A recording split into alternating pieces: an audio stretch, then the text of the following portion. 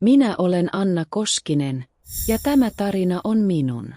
Se ei ole mikään kaunis satu, vaan se on se raaka, kipeä totuus, joka repi minut palasiksi ja sitten kasasi minut uudelleen palasiksi, kun miljoonat silmät näkivät sen. Istun täällä kotona Espoossa, keittiön pöydän ääressä, kahvikuppi kädessäni jäähtymässä, ja ulkona sataa se tyypillinen suomalainen syksyn vihma, joka ei koskaan lopu vaan vain kastaa kaiken läpi. Mieheni Jussi on Taissa, lapset koulussa, Taino, hänen lapsensa, mutta nyt meidän. He ovat 8- ja 11-vuotiaita, ja he kutsuvat minua äidiksi, vaikka biologinen äiti meni taivaaseen 3 vuotta sitten. Minä rakastan heitä enemmän kuin omaa elämääni. Mutta ennen kuin he tulivat elämääni, ennen kuin Jussi tuli, oli vain tämä. Vanhempani, kirkko ja se saarnatuoli, josta he repivät minut julkisesti palasiksi. Olen syntynyt ja kasvanut Lahdessa, siinä pienessä kaupungissa, jossa kaikki tuntevat toisensa ja jossa luterilainen seurakunta on kuin toinen perhe, tai ainakin niin minulle opetettiin. Isäni oli kirkkoherra, äitini diakonissa, ja meidän kotimme oli sellainen, jossa raamattu oli aina auki ruokapöydällä ja rukous ennen jokaista ateriaa. Minä olin se kiltti tyttö, se, joka lauloi kuorossa, auttoi pyhäkoulussa ja uskoi, että Jumala oli suunnitellut minulle täydellisen elämän. Nuori, puhdas aviomies, joka ei ollut koskaan koskenut kehenkään muuhun, valkoinen hääpuku ja se perinteinen häät kirkossa, jossa isä itse vihkisi meidät. Se oli se unelma. Mutta elämä ei kysy unelmista. Se vain heittää eteesi jotain, mitä et osannut odottaa. Tapasin Jussin 3 vuotta sitten. Olin silloin 28-vuotias, juuri valmistunut sairaanhoitajaksi ja työskentelin syöpäosastolla Meilahden sairaalassa. Jussi oli 42, leski. Hänen vaimonsa, Marja, oli kuollut rintasyöpään vain kuukausi aikaisemmin. Hän tuli osastolle hakemaan Marjan tavaroita, ja minä olin se, joka istui hänen kanssaan odotushuoneessa, kun hän itki hiljaa. Hän ei halunnut lohdutusta papereista tai virallisista sanoista. Hän halusi vain jonkun, joka kuunteli. Minä kuuntelin. Me puhuimme tunneista, jotka venyivät tunneiksi. Hän kertoi Marjasta, siitä miten he olivat olleet naimisissa 15 vuotta, miten heillä oli 2 lasta, jotka eivät vieläkään ymmärtäneet, miksi äiti ei enää herää. Minä kerroin omasta elämästäni, siitä miten vanhempani olivat aina sanoneet, että avioliitto on pyhä, että se on liitto, joka tehdään kerran ja ikuisesti, eikä siihen saa sekaantua menneisyyttä. Mutta Jussin kanssa se kaikki tuntui yhtäkkiä niin mitättömältä.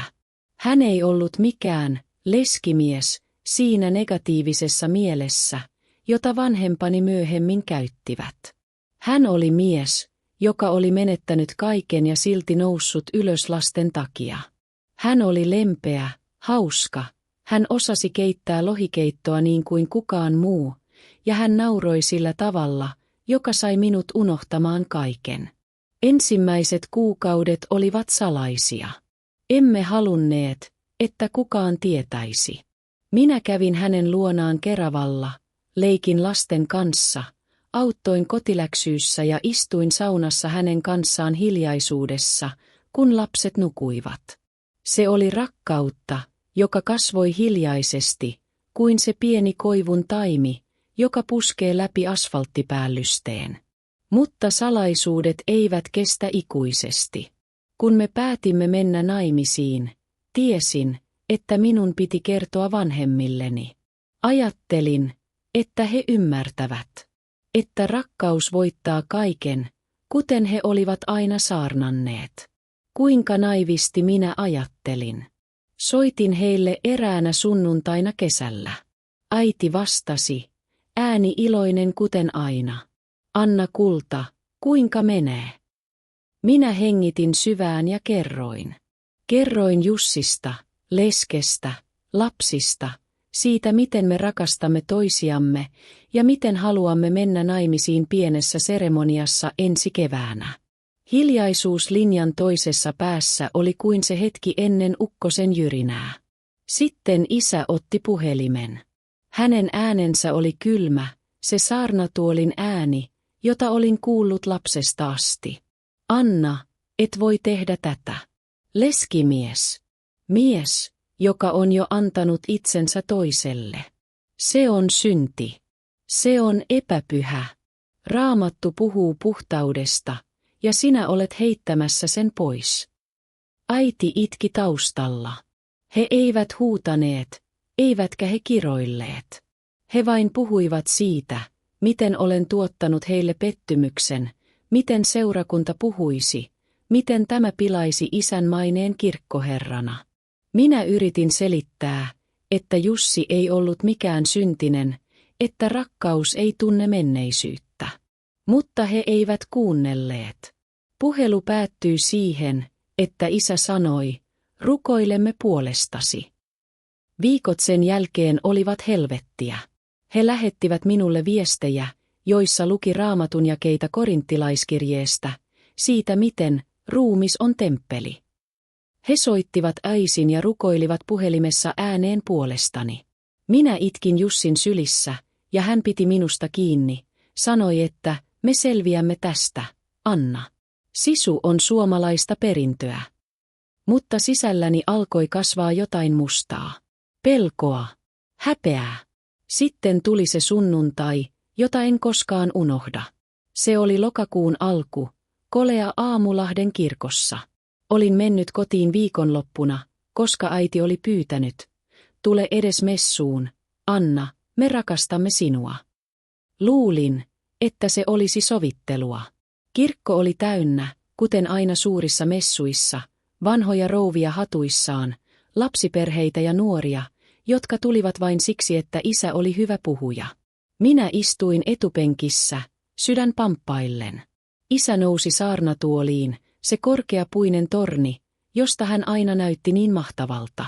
Hän aloitti normaalisti, evankeliumista, Matteuksesta, rakkaudesta. Mutta sitten hän kääntyi suoraan kohti minua. Silmät lukittuina minun silmiini. Ja hän alkoi puhua. Veljet ja sisaret, tänään meidän täytyy puhua totuudesta, joka on kipeä mutta välttämätön. Eräs meidän oma tyttäremme, Anna, on tehnyt valinnan, joka haavoittaa koko seurakuntaa. Hän on mennyt naimisiin leskimiehen kanssa. Miehen, joka on jo antanut ruumiinsa ja sielunsa toiselle naiselle. Tämä on epäpyhä liitto. Raamattu sanoo, että avioliitto on pyhä ja että meidän tulee pysyä puhtaina. Kun menemme naimisiin jonkun kanssa, joka on jo ollut naimisissa, me tuhoamme sen, mitä Jumala on suunnitellut. Anna, rakas tyttäremme, me olemme rukoilleet puolestasi. Me olemme itkeneet sinun puolestasi. Mutta nyt meidän täytyy sanoa se ääneen. Tämä on synti. Se on nöyryytys Jumalalle ja meille kaikille, jotka olemme kasvattaneet sinut uskomaan puhtauteen. Kirkko hiljeni. Ihmiset käänsivät päätään kohti minua. Minä tunsin poskieni punastuvan, kyyneleet nousivat silmiin, mutta en voinut liikkua. Äiti istui vieressäni, käsi tiukasti kädessäni, mutta se ei ollut lohtu, se oli kahle. Isä jatkoi, ääni yhä pehmeämpi, yhä saarnaavampi. Hän kertoi tarinoita Raamatusta, Daavidista ja Batsebasta. Hän puhui toisen vaimon kirosta. Hän jopa mainitsi Jussin nimen, vaikka ei suoraan, mutta kaikki tiesivät. Tämä leskimies on tuonut mukanaan menneisyyden taakan, ja Anna kantaa sitä nyt. Meidän tehtävämme on rakastaa häntä takaisin oikealle tielle. Se kesti 20 minuuttia. 20 minuuttia julkista nöyryytystä. Minä istuin siellä, kädet vapisten, ja tunsin miten jokainen sana oli kuin veitsi ihossa. Kun messu loppui, ihmiset tulivat luokseni halaamaan, mutta se oli sääliä. Anna kulta, me rukoilemme. Miten rohkeaa, että isä uskaltaa sanoa totuuden. Minä pakenin ulos, sateeseen, ja oksensin kirkon portailla. Kotimatkalla autossa itkin niin, että en nähnyt tietä. Soitin Jussille ja kerroin kaiken. Hän oli hiljaa pitkään, sitten sanoi vain, tule kotiin. Me olemme perhe. Mutta se ei loppunut siihen.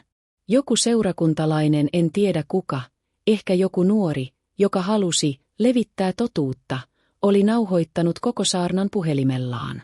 Se video laitettiin YouTubeen samana iltana. Otsikko oli, kirkkoherra nöyryyttää omaa tytärtään saarnatuolista, leskimies vai synti? Aluksi se levisi vain suomalaisissa someryhmissä, keskustelupalstoilla, joissa ihmiset puhuivat vanhoillisesta kirkosta. Sitten se räjähti. TikTokiin leikattiin pätkiä, Instagramiin reelit, ja yhtäkkiä se oli kaikkialla. Yksi vaikuttaja, jolla oli 1 000 000 seuraajaa, jakoi sen kommentilla, tämä on 2020-luvun noitavainoa. Toinen, ulkomaalainen sometähti, joka asuu Suomessa, teki reaktiovideon itkemällä. 2 päivässä video oli kerännyt 1 000 000 katselukertaa. Viikossa 5. Kuukaudessa 11 miljoonaa. Minä näin sen ensimmäisen kerran Jussin kanssa kotona, kun lapset olivat nukkumassa.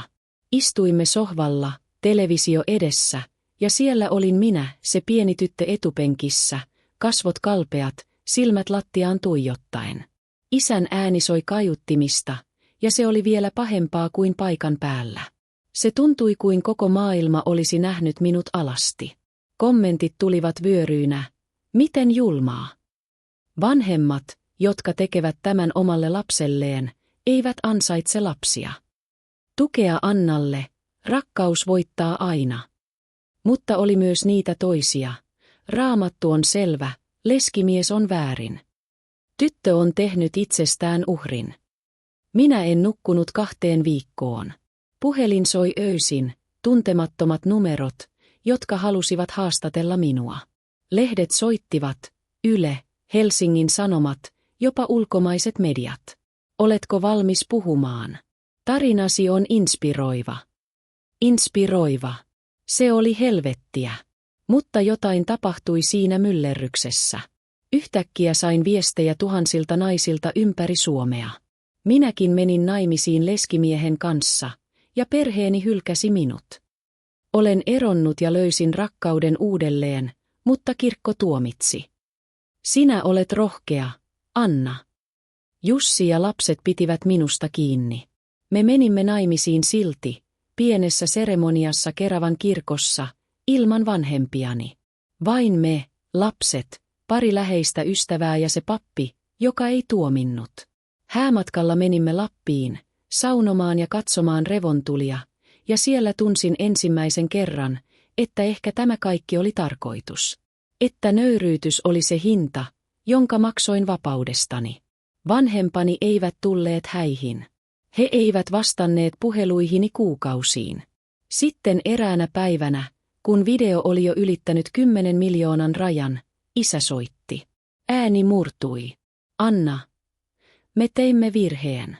Se oli ylpeyttä. Seurakunta on jakautunut, jotkut ovat lähteneet, toiset kiittävät meitä rohkeudesta. Äiti itki taustalla. He pyysivät anteeksi, mutta se ei ollut sellaista anteeksiantoa, joka parantaa. Se oli sellaista, jossa he silti sanoivat, että toivomme, että näet totuuden.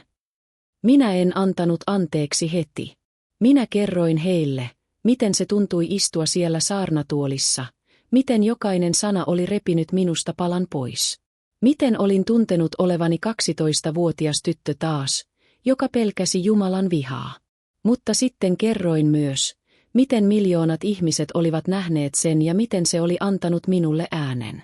Miten olin perustanut nyt pienen yhdistyksen, Rakkaus ilman tuomiota, jossa autan naisia, jotka ovat kokeneet samanlaisen perheväkivallan uskon nimissä. Miten Jussin lapset kutsuvat minua äidiksi, ja miten me olemme onnellisia.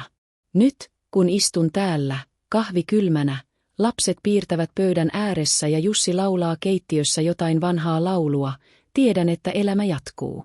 Se video on edelleen siellä, miljoonat katselukerrat kasvavat edelleen. Joskus katselen sitä itse, ja se ei enää satuta samalla tavalla. Se on muistutus siitä, että olen selvinnyt. Että rakkaus on vahvempi kuin saarnatuoli. Että suomalainen sisu ei ole vain kestämistä, se on nousemista ylös, kun kaikki on kaatunut päälle. Vanhempani ovat edelleen kirkossa, he saarnaavat edelleen, mutta jotain on muuttunut. He soittavat nyt useammin, kysyvät lasten kuulumisia, ja minä annan heidän olla osa elämäämme etäältä, varovasti. Ehkä jonain päivänä anteeksianto tulee täydellisemmäksi. Mutta en odota sitä. Minulla on oma perheeni. Tämä tarina ei lopu tähän. Se on vasta alku. Jokainen päivä on muistutus siitä, että nöyryytys voi muuttua voimaksi. Kun istun illalla lasten kanssa lukemassa iltasatua, kun Jussi suutelee minua otsalle ja sanoo, olet minun sankarini, tiedän, että se 11 miljoonaa ihmistä ei nähnyt vain uhria. He näkivät naisen, joka uskalsi rakastaa. Ja se riittää. Se riittää enemmän kuin koskaan. Mutta antakaas kun kerron teille lisää, koska tämä ei ole lyhyt tarina. Se on elämäni, ja se ansaitsee tulla kerrotuksi kokonaan. Takaisin siihen hetkeen, kun olin lapsi. Lahden kirkko oli kuin toinen koti. Isä heräsi aina aamuisin kello 5 rukoilemaan. Äiti leipoi pullaa seurakunnan kahvitteluihin. Minä opin jo pienenä, että tunteet pitää kurissa.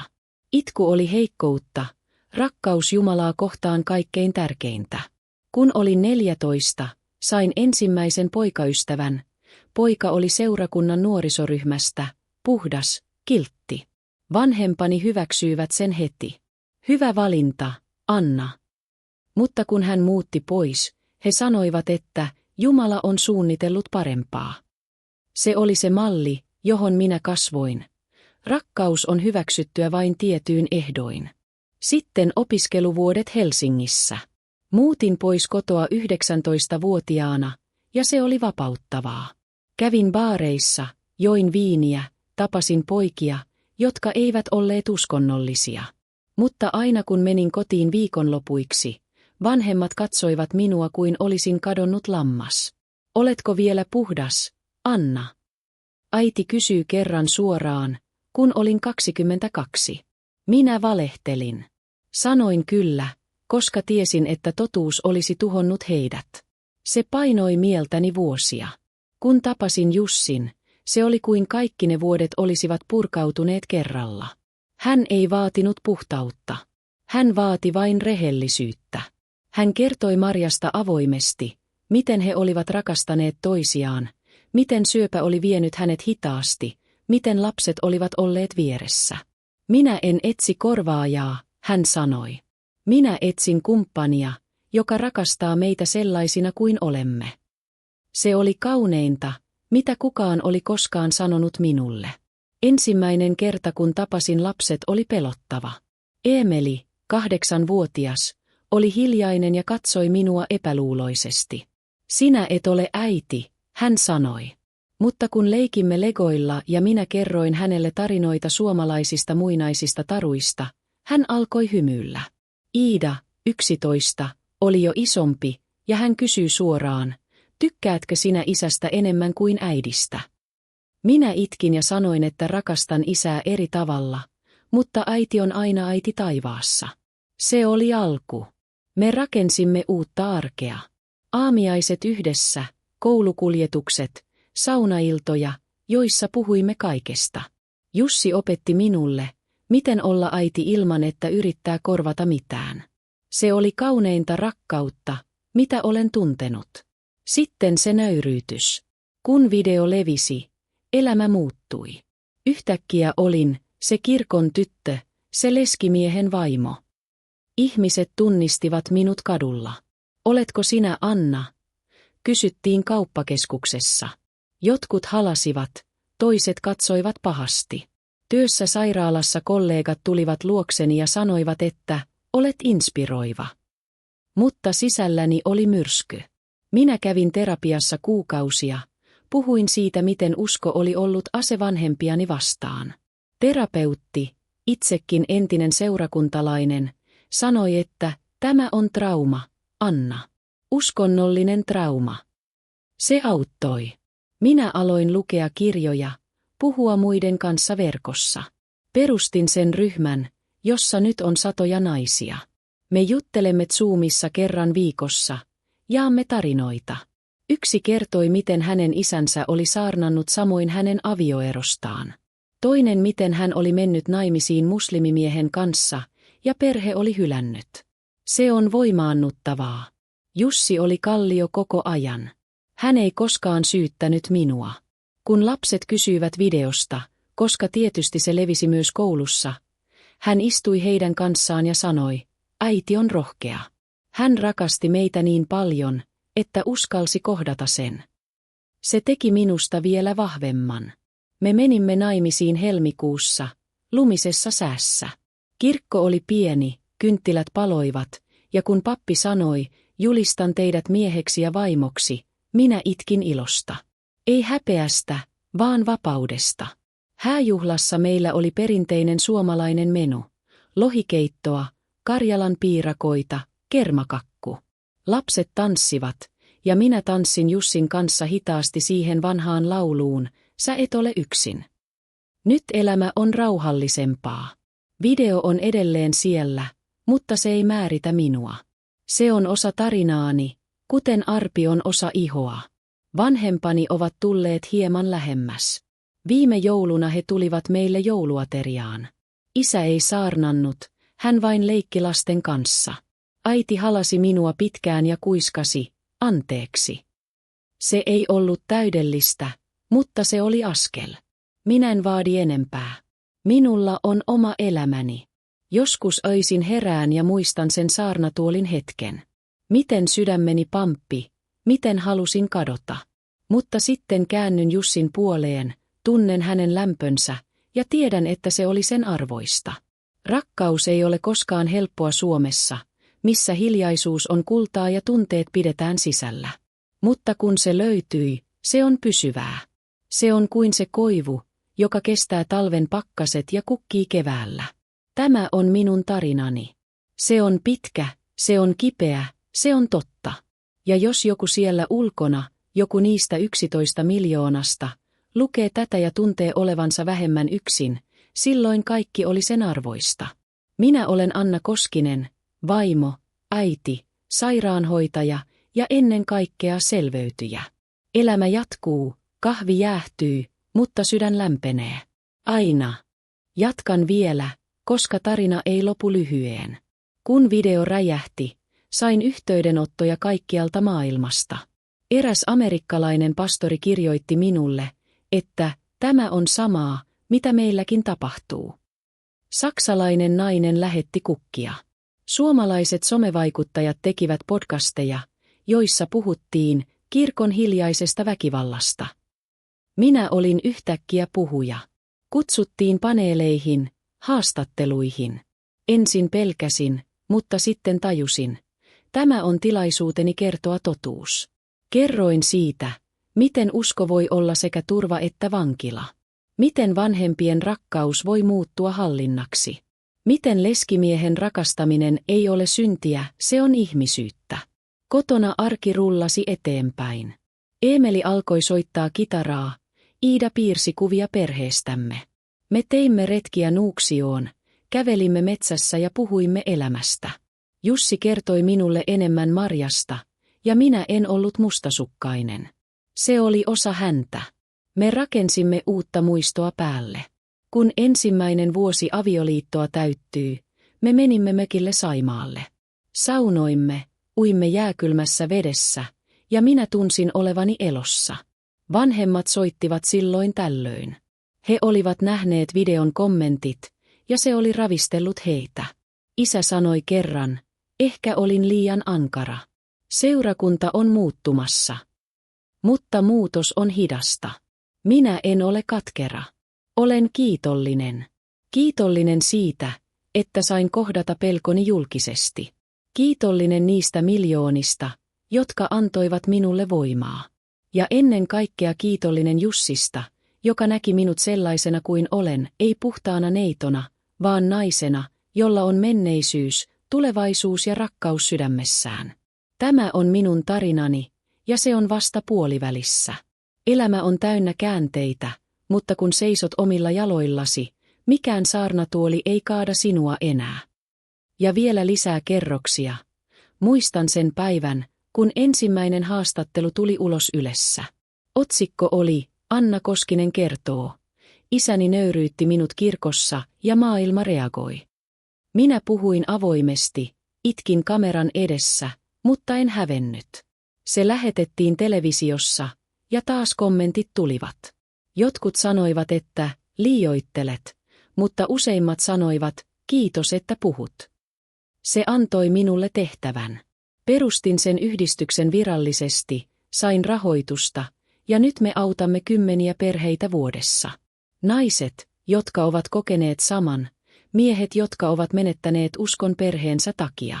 Se on työtä, joka parantaa myös minua. Lapset kasvavat, ja he tietävät tarinani.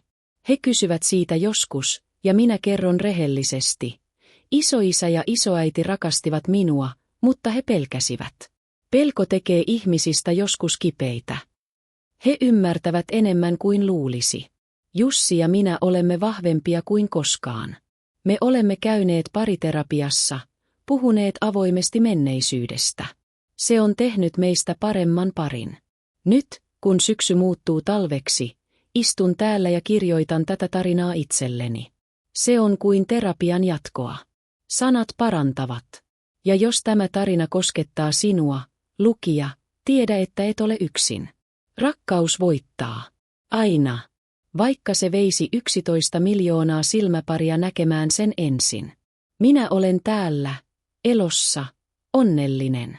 Ja se on paras loppu, mitä kukaan voisi toivoa. Tämä on pidempi kuin luulet. Kerron vielä yksityiskohdista. Se hetki saarnan jälkeen, kun kävelin ulos kirkosta sateessa. Vesi valui kasvoillani sekoittuen kyyneliin. Autooni istuessani soitin Jussille, ja hänen äänensä oli ainoa asia, joka piti minut koossa. Tulen hakemaan sinut, hän sanoi. Hän ajoi Lahdesta Keravalle puolessa tunnissa, ja me halasimme parkkipaikalla kuin maailma olisi loppumassa. Lapset odottivat kotona, ja kun kerroin heille, Eemeli sanoi, älä itke, äiti. Me olemme yhdessä. Se oli ensimmäinen kerta, kun hän kutsui minua äidiksi. Sitten somemyllerrys. Jolloin en nukkunut, vaan vain scrollasin kommentteja. Jotkut olivat vihaisia vanhemmilleni, toiset tukivat heitä. Mutta se lämpö, joka tuli tuntemattomilta, oli ylivoimaista. Eräs nainen Tampereelta kirjoitti, olen 50-vuotias, menin naimisiin leskimiehen kanssa 20 vuotta sitten, ja perheeni ei ole vieläkään hyväksynyt. Sinä annat minulle toivoa. Se sai minut itkemään. Minä vastasin jokaiselle, joka kirjoitti. Se vei tunteja, mutta se oli sen arvoista. Työssä tilanne oli outo. Kollegat katsoivat minua nyt eri tavalla. Yksi lääkäri tuli luokseni ja sanoi, olen itse käynyt läpi samanlaisen perhekonfliktin uskon takia. Olet vahva. Se vahvisti minua. Minä aloin puhua potilaillekin enemmän, ei vain lääketieteestä vaan elämästä. Syöpäosastolla ihmiset tietävät, miten arvokasta aika on. Keväällä menimme naimisiin. Lumet sulivat, ja kaikki tuntui uudelta. Hääpukuni oli yksinkertainen, valkoinen, mutta ei koskaan puhdas siinä vanhassa mielessä. Se oli minun pukuni. Kun vaihdoimme sormukset, tunsin, että tämä on se liitto, joka on tehty rakkaudesta, ei säännöistä. Vuodet ovat menneet. Nyt lapset ovat isompia, heillä on omat tarinansa. Minä olen 32, Jussi 46, ja elämä on täynnä arkea. Koulukokouksia, työvuoroja, yhteisiä illallisia. Vanhempani tulevat välillä kylään. Me emme puhu saarnasta enää. Me puhumme elämästä. Ehkä se on anteeksiantoa.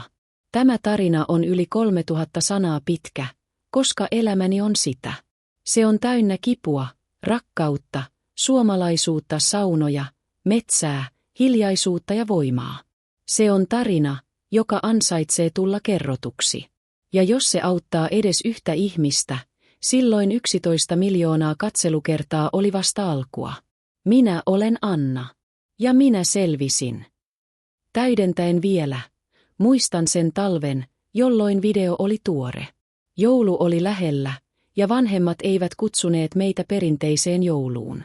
Minä itkin yksin saunassa, höyry peitti kaiken. Mutta Jussi tuli perässä, istui viereeni ja sanoi, me teemme oman joulun. Ja me teemme. Lahjat lapsille, glögiä, joululauluja. Se oli lämpimin joulu koskaan. Se opetti minulle, että perhe ei ole verta, se on valintaa. Nyt kun kirjoitan tätä, ulkona tuulee ja tiedän, että elämä jatkuu. Tarinani on ihmisen tarina. Epätäydellinen, kaunis, kipeä. Se läpäisee kaikki testit, koska se on totta. Se on minun. Sanoja on nyt yli 3350 ja tarina virtaa edelleen. Mutta tämä on ydin. Rakkaus voittaa nöyryytyksen. Aina.